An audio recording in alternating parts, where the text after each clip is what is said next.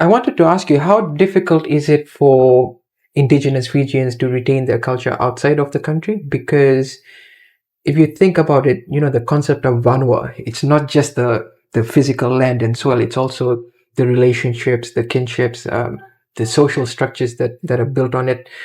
So when you take an indigenous Fijian out of the Vanua, their Vanua, and they move abroad, it must be really difficult for them to retain their culture. Yes, and that's something that I saw very quickly. But it's also the flip side of that is that you get to appreciate your culture more often. You get to then understand. So, for example, my wife, she grew up in Fiji.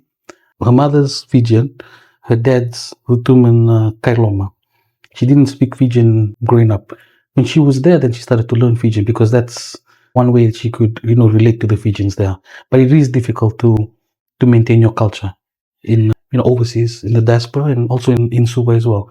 One way my wife and I tried to combat that was, we tried to speak Fijian to our children. All my sons have indigenous Fijian names with meaning.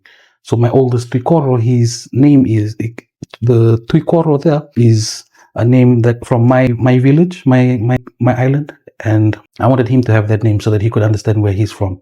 Even if he's in Utah, all the way up in the mountains, he knows that he's from Koro. My youngest, my middle child, Matake we wanted to, which translates to, facing heaven, trying to understand his relationship with Heavenly Father.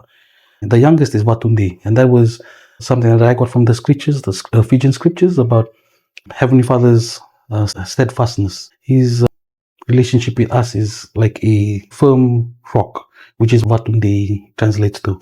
And that's one way we try to, keep our culture within our families. But, it goes back to language, teaching your children languages and your language, teaching them the culture, practices, and things like that.